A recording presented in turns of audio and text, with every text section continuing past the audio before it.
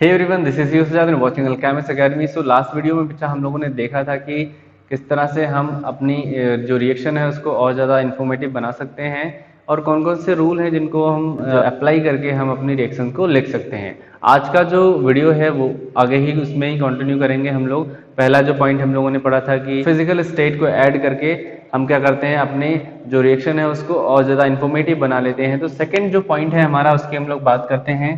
Second जो tip है आपकी, उसकी हम लोग बात करते हैं यहाँ पे। अगर कोई रिएक्शन है, if there is a reaction जिसमें क्या हो रहा है, गैस का एवोल्यूशन हो रहा है या प्रेसिपिटेट का फॉर्मेशन हो रहा है, तो यहाँ पे उसके बारे में हम लोग बात करेंगे। If there is a formation of precipitate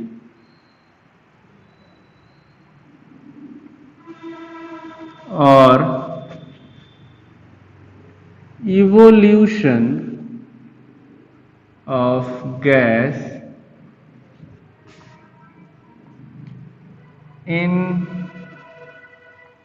any reaction, अगर क्या हो, evolution of gas हो या precipitate का formation हो, तो हम क्या क्या करते हैं रिएक्शन में। फॉर प्रेसिपिटेट फॉर्मेशन, अगर प्रेसिपिटेट फॉर्मेशन हो रहा हो तो हम एरो का यूज करते हैं, और जो एरो की डायरेक्शन होती है दैट इज डाउनवर्ड। वो कहाँ होगी? नीचे की तरफ होगी। वो कहाँ पे होगी बच्चा? डाउनवर्ड होगी। क्लियर है? चलो दूसरा पॉइंट अगर हम बात करते हैं यहाँ पे, for evolution of gas, in case there is a evolution of gas in any reaction, तो अपन क्या करेंगे, यहाँ पे एरो लगाएंगे और ऊपर की तरफ एरो लगाएंगे। Got it? यानी अपवर्ड डायरेक्शन में, the direction of the arrow is in upward direction. ठीक है, यहाँ पे हो जाएगा। फॉर एग्जाम्पल, चलो एग्जाम्पल की बात करते हैं बच्चा। एग्जाम्पल की बात करते हैं, जैसे हमारे पास एक एग्जाम्पल था जो लास्ट हमने लिया भी था, ZnSO4 वाला, है ना।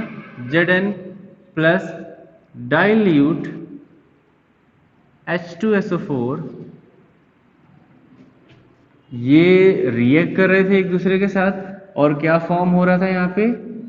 ZnSO4 plus H2। अब H2 किस फॉर्म में फॉर्म हो रही थी?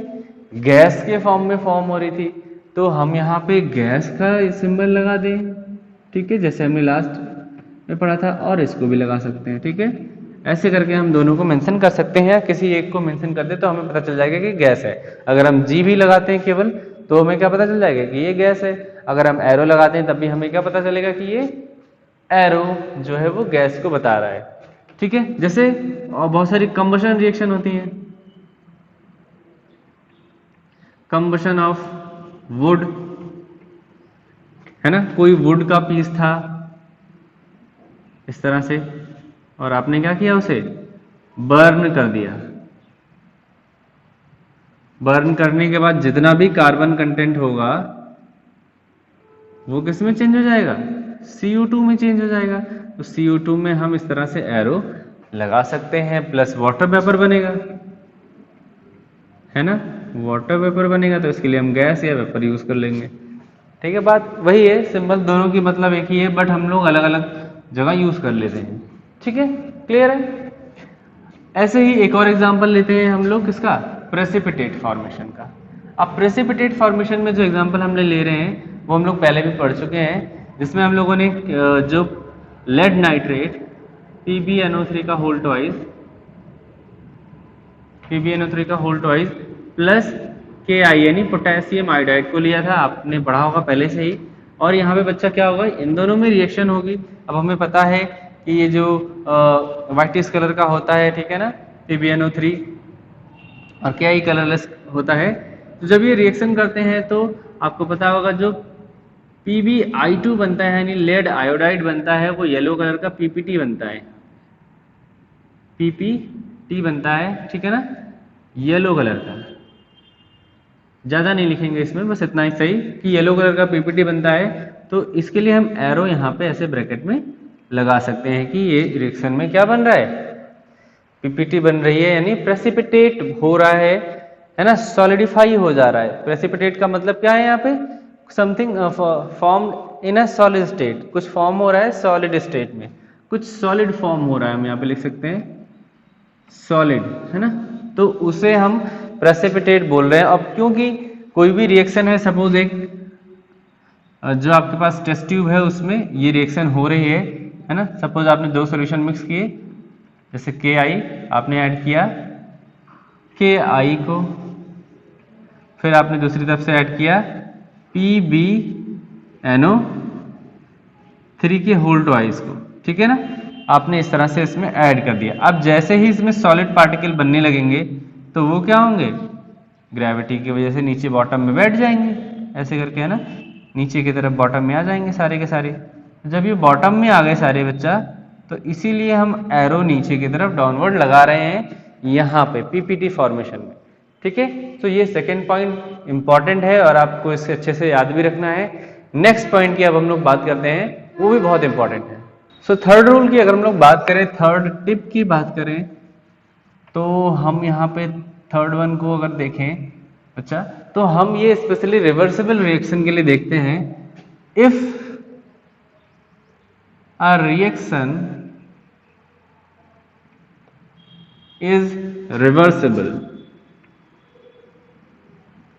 अगर कोई रिएक्शन कैसी है, रिवर्सिबल है, then we use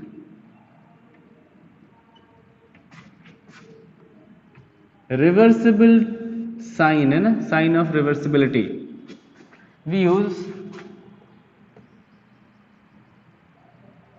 sign of reverse process as one here, जैसे यहां पे हमने बना रखा है ना। फॉर एग्जाम्पल, जैसे आपने अमोनिया फॉर्मेशन देखा होगा ना, अमोनिया फॉर्मेशन होता है N2 और H2 से मिलकर अमोनिया बनता है। तो वहां पे बच्चा ये जो N2 है प्लस H2 है, ये एरो क्या बनाते हैं, अमोनिया का फॉर्मेशन करते हैं H3। चलो बैलेंस कर लो इसको, ठीक है। तो यहाँ पे क्या होता है कि ये जो रिएक्शन है एक्चुअल में रिवर्सिबल रिएक्शन होती है। यहाँ पे हम ये वाला एरो नॉर्मल यूज नहीं करते, हम क्या यूज करते हैं, इसमें रिवर्सिबल साइन को यूज करते हैं, ठीक है ना। रिवर्सिबल साइन को यूज करके हम इस रिएक्शन को डिनोट कर देते हैं। ऐसा ही एक और फिजिकल चेंज है, केमिकल चेंज नहीं, पर मैं आपको एग्जांपल समझने के लिए दे रहा हूं कि जैसे वाटर है बेटा, है ना, वाटर पहले लिक्विड कंडीशन में होता है, फिर, ठीक है ना, फिर ये चेंज होता है आइस में और गैस, या ऐसे कर लो यहाँ पे, है ना, गैस में भी हो सकता है, यानी वेपर फॉर्म में भी हो सकता है, ठीक है, ये ज़्यादा बेटर है। इस तरह से फिर ये चेंज ऐसे ऐसे होता रहता है। तो अगर हम बात करें यहाँ पे इनके बीच की साइन की, तो यहाँ पे हम रिवर्सिबल साइन यूज कर सकते हैं ना, कि जो आइस है वो वाटर में चेंज हो सकता है या वाटर आइस में चेंज हो सकता है, दोनों में ये चेंज हो सकता है। इसका मतलब ये कि रिएक्शन कैसी होगी, ये फिजिकल प्रोसेस कैसा है, रिवर्सिबल प्रोसेस है। सिमिलरली यहाँ पे भी कैसा है, ये रिवर्सिबल प्रोसेस है। वाटर क्या होगा, वेपर में चेंज हो जाएगा या वेपर वाटर में चेंज हो जाएगा, ठीक है। इस तरह से हम आराम से इसको समझ सकते हैं इस वाले पॉइंट को, कि जब कोई रिएक्शन रिवर्सिबल होगी तो उस रिएक्शन के लिए हम, जैसे यहाँ पे लिखा है, रिवर्सिबल साइन को यूज करेंगे। क्लियर है ये वाली बात। चलो तीसरे पॉइंट की तरफ, नहीं, नेक्स्ट फोर्थ जो पॉइंट है उसकी तरफ हम लोग बढ़ते हैं। इसको थोड़ा सा मिटा दे रहे हैं एग्जाम्पल ये वाला, ठीक है ना। इसके आगे हम लोग फोर्थ पॉइंट पे देखते हैं, ठीक है। अब जो बेटा बच्चा 4 पॉइंट है हमारा, नेक्स्ट जो फोर्थ पॉइंट है उसमें डिस्कशन करेंगे हम लोग concentration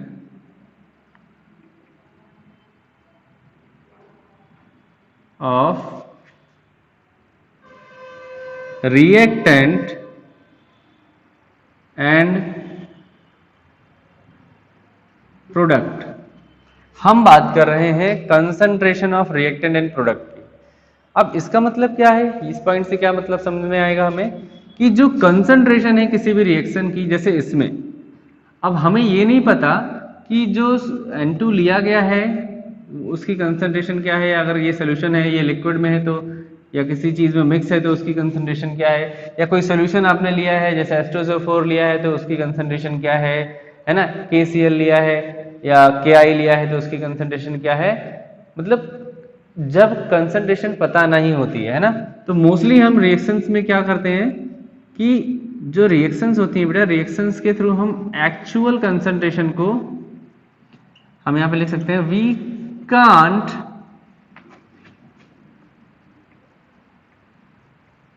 mention the actual concentration. ये सिंबल जो लगता है बेटा कंसंट्रेशन के लिए यूज करते हैं, तो यहाँ पे हम actual concentration of the product या फिर रिएक्टेंट को यूज नहीं कर पाते, बट स्टिल वी यूज, फिर भी हम लोग यूज करते हैं, स्टिल वी यूज, अगर जो सॉल्यूशन है वो कंसंट्रेटेड है। कंसंट्रेटेड का मतलब आप समझ रहे होंगे ना, कंसंट्रेशन हम किसे कहते हैं, कंसंट्रेटेड, और डाइल्यूट किसे कह रहे हैं, है ना। जैसे दो आपके पास पॉट हैं, आपने इसमें 10 स्पून शुगर को ऐड किया, वाटर यहां तक फिल था, सभी में दोनों में है ना, ये ए पॉइंट तक इसमें भी है, ए पॉइंट तक इसमें भी है, सेम वाटर कंडीशन है, ठीक है। इसमें क्या है, वाटर है, ठीक है बच्चा। 10 स्पून इसमें ऐड किया, इसमें आपने 2 स्पून ऐड किए, got it.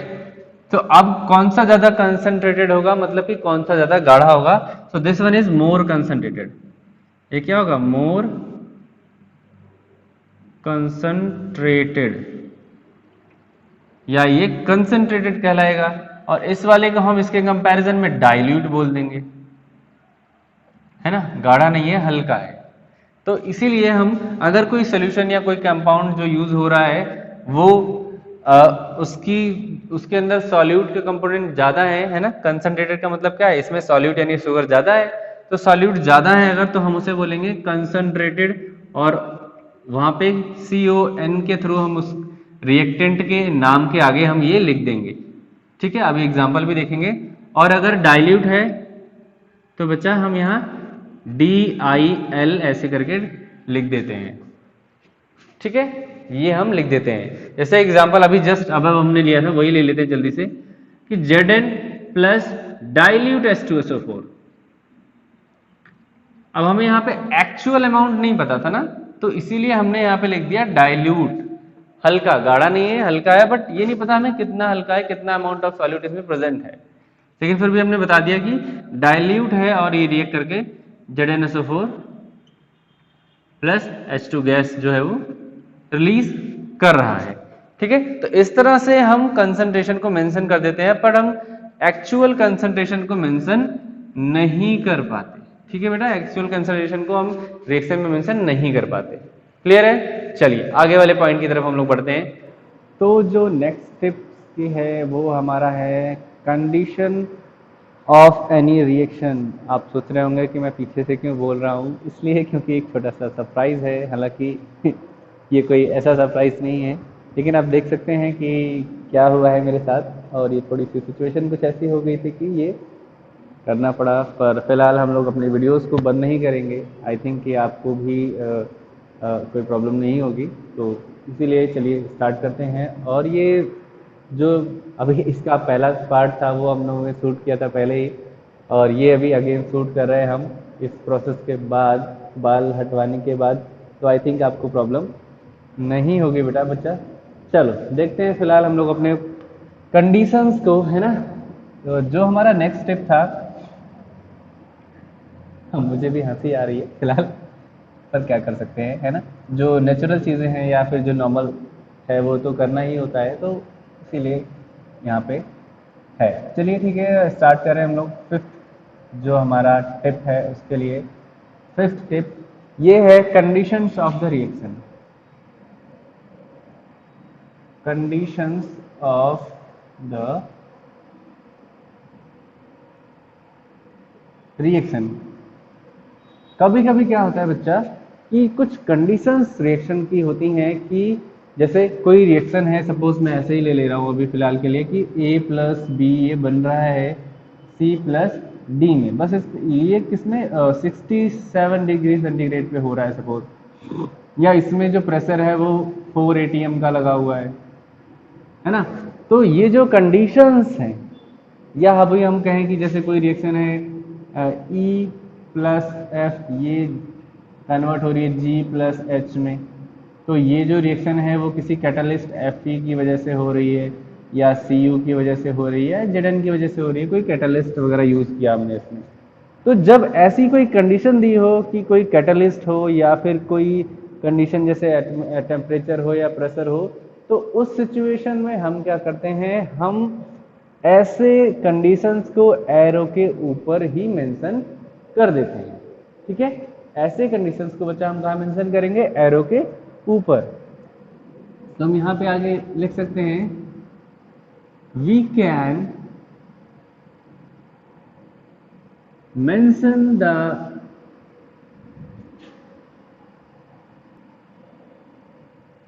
conditions above the arrow। हम कहाँ पे मेंशन कर सकते हैं, above the arrow मेंशन कर सकते हैं। फॉर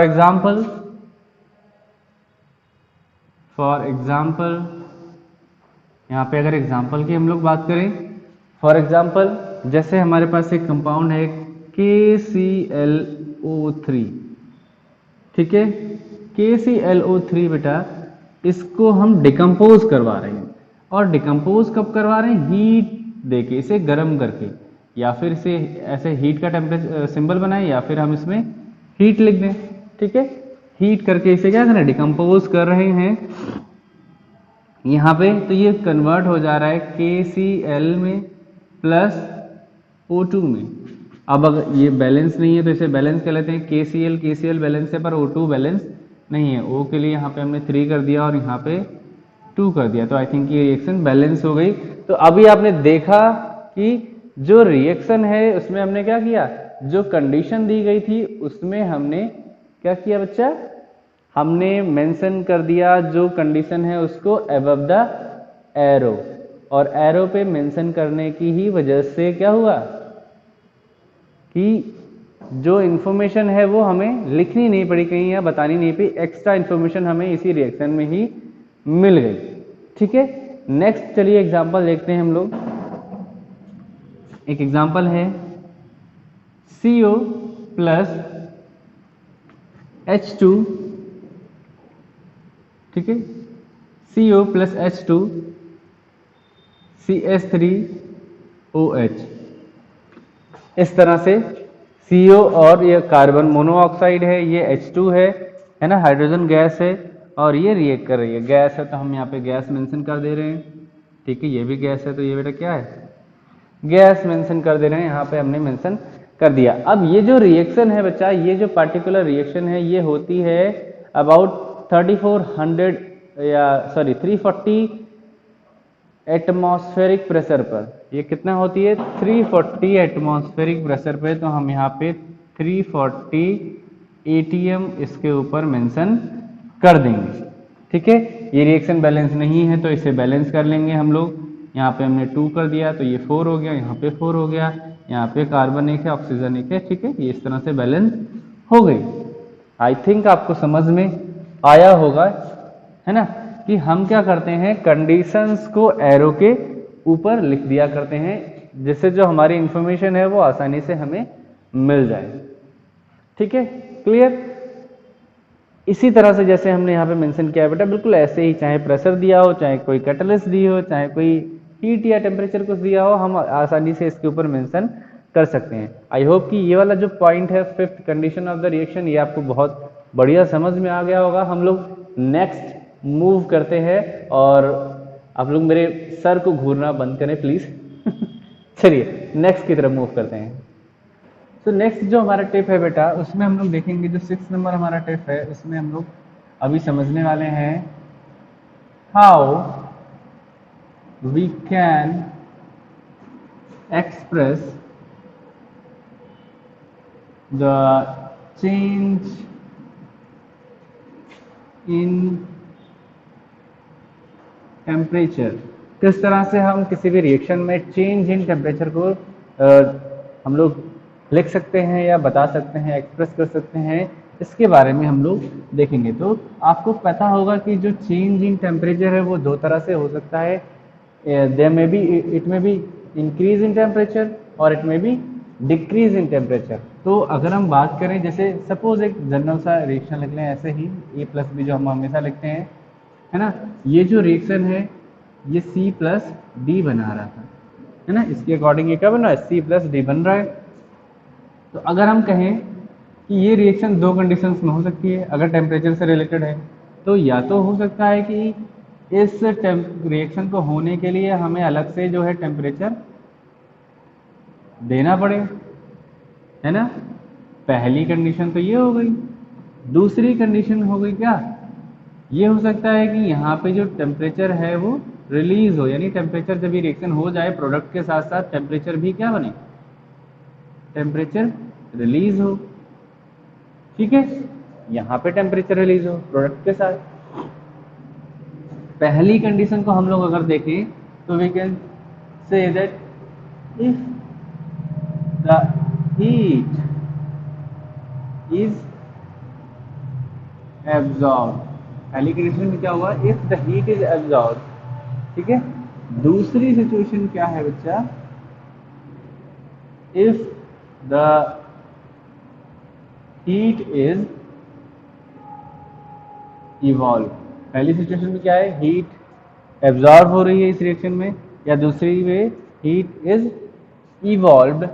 तो अगर हम इसमें देखें कि क्या क्या यूज कर सकते हैं, तो हम वी यूज पॉजिटिव साइन या फिर सिंबल ऑफ हीट, ऐसे सिंबल ऑफ हीट, जैसे हमने बताया था आपको ट्रायंगल में, है ना, शेप में सिंबल ऑफ हीट। और हम वर्ड हीट को भी डायरेक्ट यूज कर सकते हैं विद प्लस साइन, है ना। अब कहां पे यूज करेंगे, इन रिएक्टेंट साइड। कहां पे यूज करेंगे बच्चा हम, ये सिचुएशन कहां पे होगी, रिएक्टेंट साइड पे। मतलब यहाँ पे अगर हीट आई है ना, अगर यहाँ पे हीट लगी है तो यहाँ पे हम क्या करेंगे, हम प्लस लगा के हीट का, सॉरी हाँ, प्लस लगा के हीट यहाँ पे ऐसे करके लिख देंगे। ठीक है, अगर हम सिंबल लगा रहे हैं, अगर हम सिंबल लगा रहे हैं तो हमें इससे पहले वाला जो पॉइंट पड़ा था कि हम एरो के ऊपर इस सिंबल को लगाएंगे या इस सिंबल को लिखेंगे। ठीक है, बट सिंबल की बात नहीं कर रहे हैं अभी हम लोग, ये तो हम लोगों ने लास्ट उसमें ही देख लिया था। ठीक है, समझने के लिए आप देखिए कि अगर हीट जो है वो एब्जॉर्ब हो रही है तो हम right side, left hand side में क्या करेंगे, हीट को प्लस के फॉर्म में लिख देंगे। इज दैट क्लियर, यहाँ तक क्लियर है। अगर हम क्या करते हैं कि हमें प्रोडक्ट के साइड में लिखना हो, तो हम कहीं कहीं प्रोडक्ट के साइड में माइनस साइन के साथ लिख देते हैं। हम क्या करते हैं, माइनस हीट। ठीक है, हमने यहाँ पे क्या लिखा, माइनस साइन प्लस हीट। तो हम यहाँ पे लिख सकते हैं, in case of heat absorb, we can write in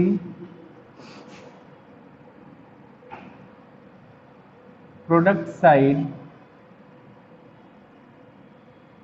using negative sign।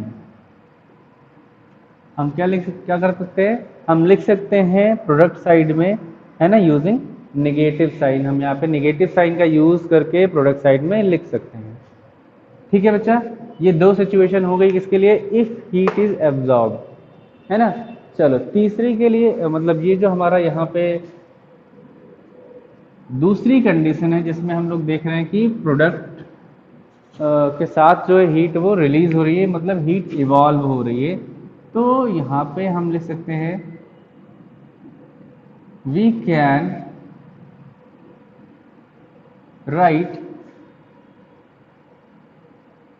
Word heat और एक्चुअल अमाउंट ऑफ हीट, या तो वर्ड लिख दें हीट या फिर एक्चुअल अमाउंट ऑफ हीट जो रिलीज हो रही है।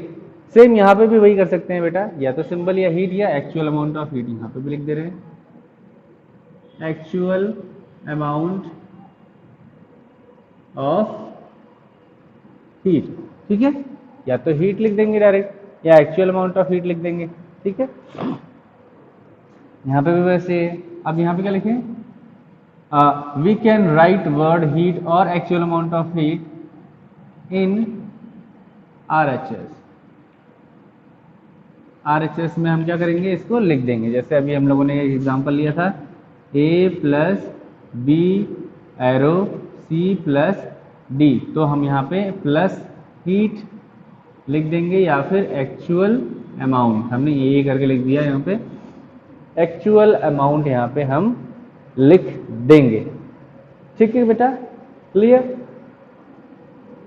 तो ये कुछ रिप्रेजेंटेशन थी। अगर आप इसको इधर लेके आएंगे तो ये माइनस में लिख देंगे यहाँ पे आके रिएक्टेंट के साइड में, है ना। ये इस तरह से आप सपोज कर सकते हैं। जैसे आपने अलजेब्रा में इक्वेशंस पढ़ी होंगी ना, सिंपल इक्वेशंस में आपने क्या, जैसे 4x is equal to 2x plus 3x होता है ना। तो जब ये 3x को आप इधर लेके आएंगे, अभी यहाँ पे प्लस है, तो 3x को आप इधर लेके आएंगे तो ये 4x के साथ कैसा हो जाएगा, माइनस में हो जाएगा ना। ठीक है, इस तरह से। इस पे देखो यहाँ पे सिंबल इसका कैसा हो गया, माइनस हो गया है। तो सिमिलर वहाँ पे भी है कि जैसे पहले आपने इसको यहाँ पे रखा है, अगर आप इधर लेके आएंगे तो माइनस कर देंगे, यहाँ से ले जाएंगे इधर तो ये प्लस में हो जाएगा। ठीक है बेटा, इस तरह से हम लोग कुछ लिखते हैं। कब, जब हीट एब्जॉर्ब होती है या फिर जब हीट इवॉल्व होती है। ठीक है, अब हीट एब्जॉर्ब हो रही है या हीट इवॉल्व हो रही है, उस सिचुएशन में जो रिएक्शंस हैं वो दो तरह की होती हैं, आपको पता है। पहली जो टाइप है वो कौन सी है, अगर हम बात करें हीट एब्जॉर्ब की, तो एंडोथर्मिक रिएक्शन।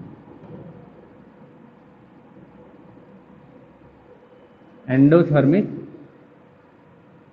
रिएक्शन, हम इसकी डेफिनेशन को लिख सकते हैं, सच रिएक्शन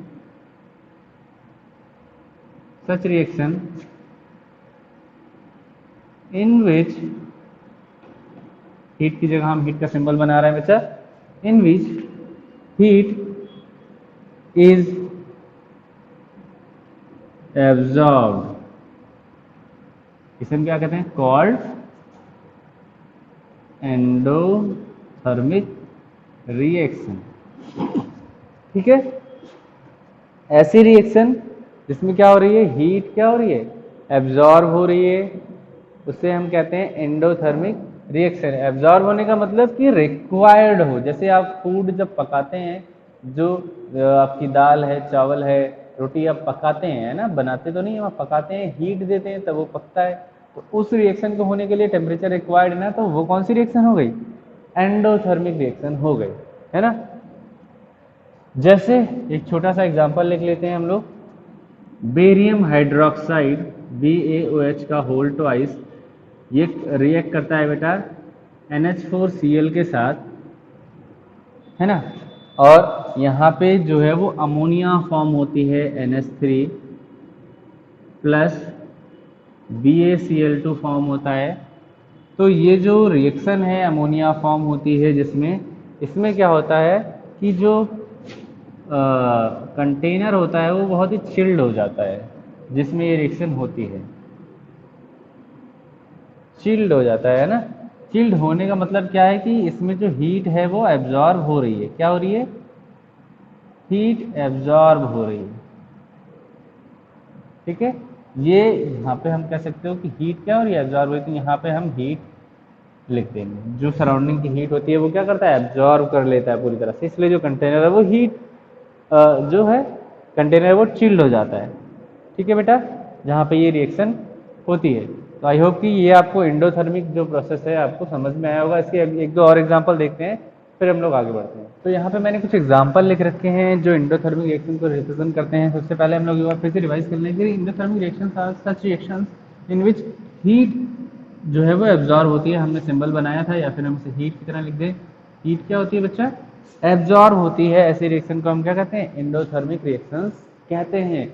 गॉट इट। जैसे कि एग्जांपल हमने लिया था BOH का होल ट्वाइस बेरियम हाइड्रोक्साइड और NH4Cl, इसको हीट दिया था, यानी यहाँ पे अगर सिंबल बना दें हम तो इसे हीट किया था, यानी टेम्परेचर इसे हमने दिया था, थोड़ा सा टेम्परेचर बढ़ाया था, तो ये अमोनिया बना रहा था, NH4Cl बना रहा था, और सॉरी अमोनिया और BaCl2 ऑयल वाटर बना रहा था, है ना।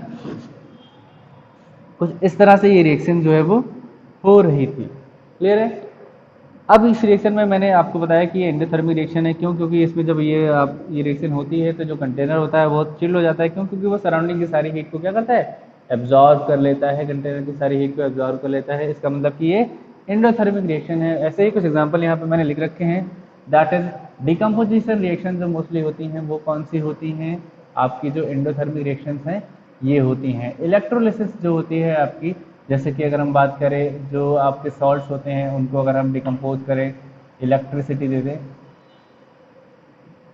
इलेक्ट्रिक करंट, है ना, तो ये Na प्लस और Cl माइनस, यहाँ पे क्या है, आपने इलेक्ट्रिक करंट दी है, एनर्जी दी है, तो ये सोल्यूशन के फॉर्म में होगा बेटा, है ना, या एक्वस कर सकते हो आप, है ना, ये आयंस के फॉर्म में होंगे, एक्वस आयंस के फॉर्म में होंगे।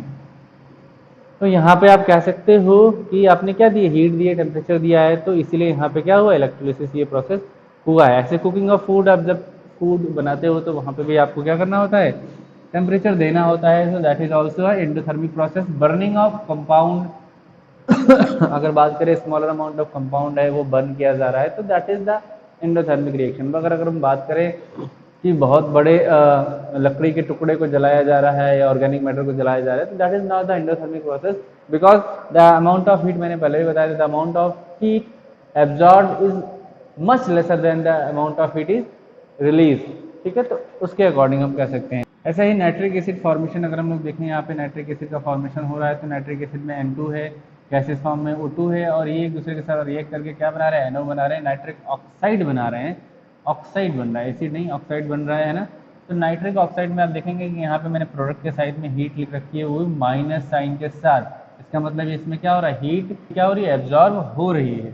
ठीक है ना। ऐसे ही नेक्स्ट हमने डिकम्पोजिशन ऑफ अमोनिया को लिख रखा है यहाँ पे। Decomposition ammonia is also an endothermic process. इसमें जब इसको डिकम्पोज करेंगे तो डिकम्पोज ऑब्वियस सी बात है, आप टेम्परेचर दे के ही उसको डिकम्पोज करेंगे, तो यहाँ पे आपने टेम्परेचर दिया है एंड ये डिकम्पोज हो गया है। ठीक है ना। इसमें अपने ही कंपोनेंट में NO2 N2 minus and sorry N2 gas and hydrogen gas में। ठीक है। नेक्स्ट जो हमारा एग्जांपल है बेटा, डिकम्पोजिशन ऑफ वाटर है, यानी इसमें हमने क्या किया, इसको डिकम्पोज किया है वाटर को। ठीक है। जब वाटर डिकम्पोज करेंगे, इसे हीट देंगे यहाँ पे, तो हीट देने के बाद क्या होगा, ये वाटर अपने ही कंपोनेंट में ब्रेक डाउन हो जाएगा, 2H2 प्लस O2 में ये टूट गया है। नेक्स्ट जो हमारा लास्ट और एग्जाम्पल है वो है decomposition of calcium carbonate. Calcium carbonate यानी CaCO3 को अगर हम डिकम्पोज करेंगे, तो आप देख रहे हैं यहाँ पे सॉलिड कैल्शियम कार्बोनेट लिया गया है और इसको हीट करते हैं, तो इसके अंदर की जो CO2 होती है वो रिलीज हो जाती है। आपको पता है, बताया भी है मैंने कई बार कि जब भी हम किसी ऑर्गेनिक या किसी भी कार्बन कंटेनिंग कंपाउंड को बर्न करते हैं, तो मोस्टली ऐसा होता है कि वो जो कार्बन है वो CO2 के फॉर्म में रिलीज हो जाता है एटमॉस्फेयर में। सिमिलरली यहाँ पे भी हो रहा है, CaCO3 जो सॉलिड के फॉर्म में ऐसे हीट कर रहे हैं, तो CaO बच रहा है केवल, कैल्शियम ऑक्साइड। ठीक है ना। और बाकी का जो CO2 का पार्ट है वो रिलीज हो जा रहा है गैसियस फॉर्म में। So this is all about the endothermic process, और ये कुछ एंडोथर्मिक एग्जाम्पल थे। नेक्स्ट जो हमारा पॉइंट है वो है एक्सोथर्मिक। आई होप कि आपको समझ में आया होगा, बहुत अच्छे से ये सारे नोट डाउन कर लीजिएगा। ठीक है, लिख लीजिएगा कहीं पे जो आपको याद रहेंगे। ठीक है बेटा। अब हम लोग बढ़ते हैं फर्स्ट, ये जो हमने देखा, इसके बाद हम सेकंड देखेंगे। अब जब कब हीट एवॉल्व होती है, कौन कौन सी रिएक्शन ऐसी होती हैं जहाँ पे हीट इवॉल्व होती है। If the heat is evolve, तो हम क्या सिचुएशन, कैसे हीट को मेंशन कर सकते हैं। ठीक है। चलिए उसको देखते हैं। तो जो नेक्स्ट है वो हमारा एक्सोथर्मिक प्रोसेस है। एक्सोथर्मिक रिएक्शन, ठीक है, रिएक्शन या प्रोसेस हम लोग यहाँ पे लिख लेते हैं। In case in such type of reaction, अगर ऐसे रिएक्शन की बात करें, in such type of reaction along the formation of product, heat is also evolved।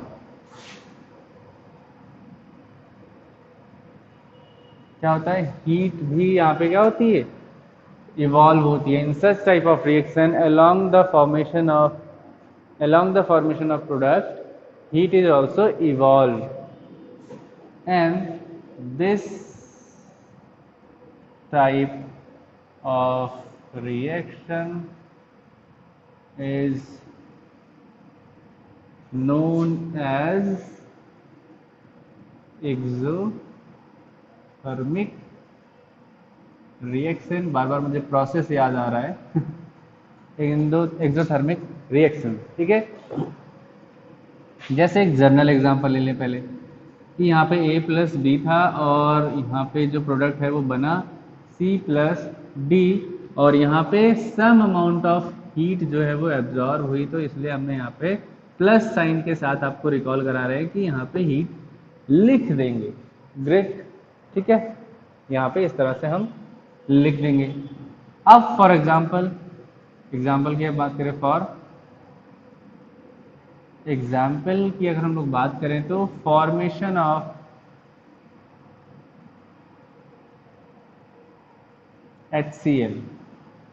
HCl का फॉर्मेशन बच्चा, ये एक एक्सोथर्मिक प्रोसेस है। हीट रिलीज होती है, again formation of water molecule, water के बनना, वाटर का जो फॉर्मेशन होता है वो भी क्या होता है, एक एक्सोथर्मिक प्रोसेस होता है। H2 प्लस O2 ये रिएक्ट करके क्या बनाएंगे, H2O बनाएंगे, है ना। यहाँ पे अगर हम 2 कर दें तो ये 2 हो जाएगा, ये गैस ये लिक्विड, ठीक है। और यहाँ पे मेन क्या हो रहा है, हीट जो है वो रिलीज हो रही है ना बच्चा। यहाँ पे क्या हो रहा है, हीट रिलीज हो रही है, ठीक है ना। अगर हम बात करें decomposition of vegetable, decomposition of vegetables, तो ये भी क्या है, it is also an example of exothermic process, ठीक है। ये कैसा एग्जाम्पल है, it is also an example of exothermic process. चलिए, यहाँ पे हम लोगों ने बर्निंग ऑफ कंपाउंड लिखा था, है ना, तो यहाँ पे एक और हम लोग ऐड कर देते हैं, कंबसन रिएक्शन। कंबशन रिएक्शन जो होती है बेटा, वो भी एक एक्सोथर्मिक प्रोसेस होता है। और अगर हम बात करें लाइक बर्निंग ऑफ कोल की, बर्निंग ऑफ कोल, जैसे कि अगर हम बात करें ये कार्बन सॉलिड होता है, कोल क्या होता है, टोटली वुड का होता है ना, कार्बन कंटेनिंग होता है। और जब ये बर्न करते हो आप, हल्का सा पहले हीट देते हो, बाद में ये जो रिएक्शन है पूरी की पूरी एक्सोथर्मिक हो जाती है ना। CO2 बहुत ज़्यादा बनता है और H2O वेपर के फॉर्म में बनता है, और प्लस हीट जो है बहुत इनॉर्मस अमाउंट पे रिलीज होती है, ठीक है। तो ये कुछ बेसिक से एग्जाम्पल थे आपके एक्सोथर्मिक के, ठीक है बच्चा। आई होप कि ये वीडियोस बहुत अच्छे लगे होंगे आपको, और इनसे काफ़ी चीज़ें इन्फॉर्मेशन आपको मिली होगी कि कैसे हम अपने रिएक्शन को और ज़्यादा इन्फॉर्मेटिव बना सकते हैं। तो अगर आपको ये वीडियो बहुत अच्छी लगी हो बच्चा, तो प्लीज़ सब्सक्राइब करें हमारे चैनल को और शेयर करें। जल्दी से जल्दी 1K होने वाले हैं हमारे, और 1K हो जाएंगे तो बहुत ही अच्छा होगा, मेरे लिए बहुत बड़ा अचीवमेंट होगा ये। और मैं कुछ स्पेशल प्लान कर रहा हूँ 1K के टाइम के लिए, तो फिलहाल इसकी बात करेंगे हम लोग बाद में। So if you like the video, don't forget to subscribe our channel. Please keep learning and keep watching.